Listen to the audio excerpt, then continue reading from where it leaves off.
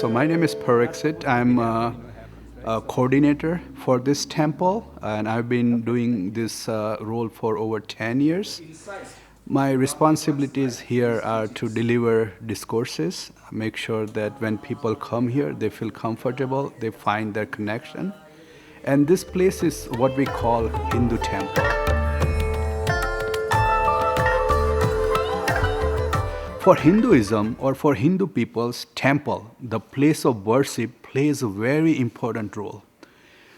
If you want to do some sort of surgery, we go to hospitals, right? That's a place where we do and get surgery. If we want to get some education, we prefer to go to school and get some educations, colleges, because that's the place to get knowledge, to get surgery, or to get some kind of treatment. Similarly, for Hindus, the place of worship is very unique place. Means they get that divine knowledge from here. They get those divine vibrations from here. So that's why this place is very important.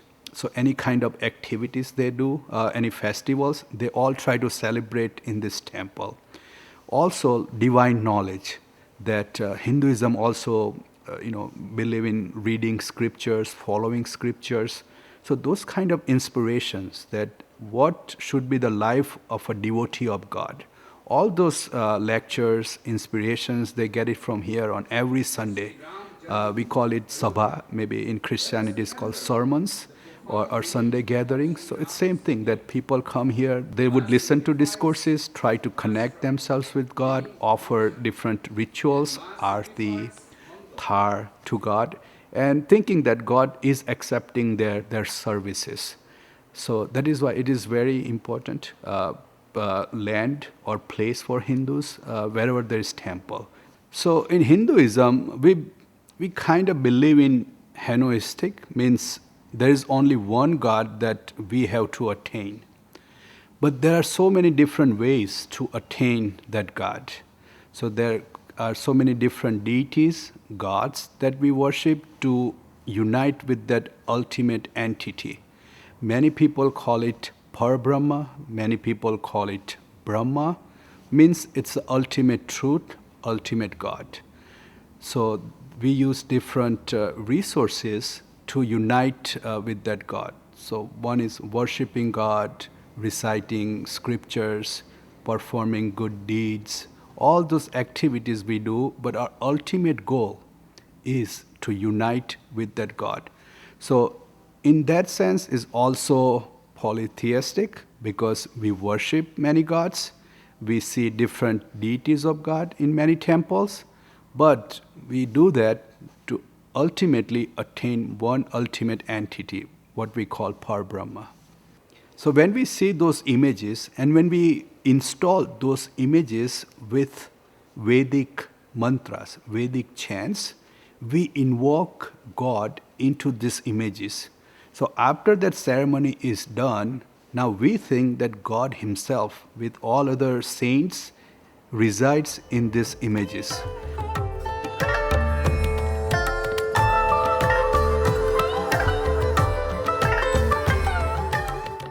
One thing that I think would be useful for you to talk about is the concept of God, because it's kind of a one phrase catch-all, even though it can be very complex, and especially in Hinduism.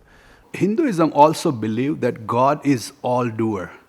So means whatever happening on the earth, whatever has happened in the past, whatever will happen in the future, whether good or bad, it is all done by God. And it is all done by God for our benefit.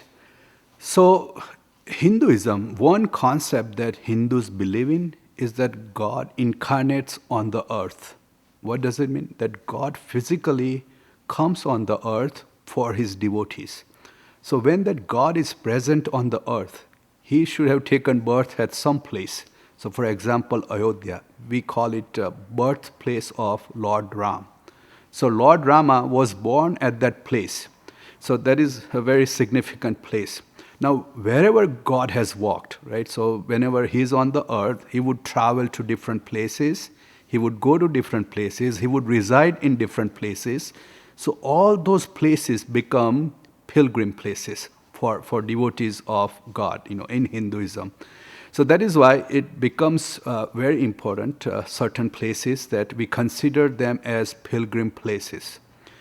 And why do we have so much importance in pilgrim places? Again, God has stayed there, so that place had some good vibrations because God was there. So people go there and they feel that they are getting some kind of divine vibrations. They feel that they are getting some sort of guidance from God, and with those feelings that they would go to that temple, go to that pilgrim place, and try to look at the images, statues, as if God is actually present there, and God is giving them some kind of enlightenment, some kind of guidance.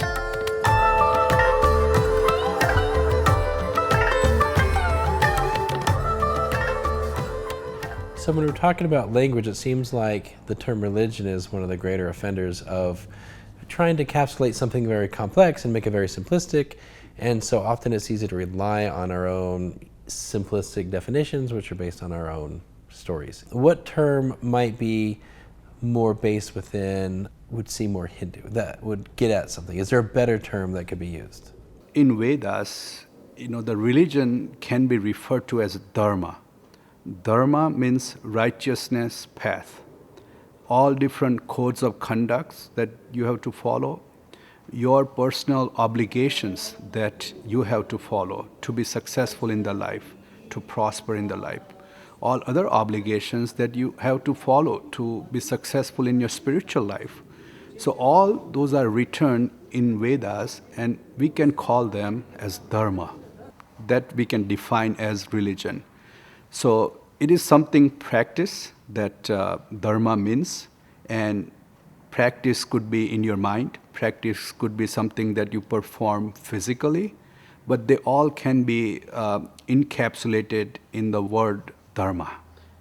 So conversion is not allowed in Hinduism, so we don't try to convert. Also, we don't have any specific rituals that would say that now you are Hindu. It's just a belief, it's just a way of life.